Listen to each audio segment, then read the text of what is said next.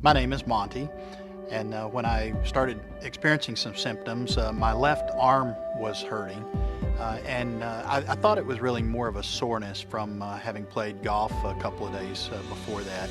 I didn't think a whole lot about that, but then my right arm started hurting, and shortly after that, then my neck started throbbing, and I was having some pretty good pain there.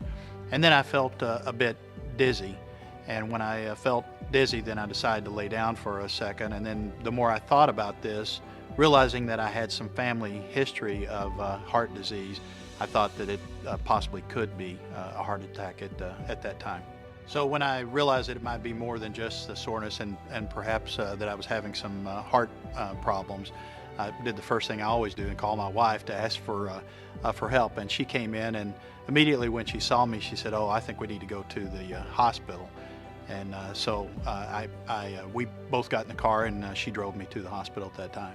The reason I would call 911 now is because I know so much more about the symptoms. I know more about the opportunity there to make sure that you get treatment fast, which is very, very important when you're having a heart attack. And we went to the hospital. The hospital did get us in quickly, but had we called 911, paramedics could have come and they could have checked out my symptoms and then alerted the hospital while we were on our way there, and they would have been prepared to get me in quicker. That took a little bit of time that it wouldn't have had we called 911. They called the cardiologist in, and my right coronary artery was blocked, and so we put 2 stents in at that time. And then the next morning I was able to leave and go back home and start living life again.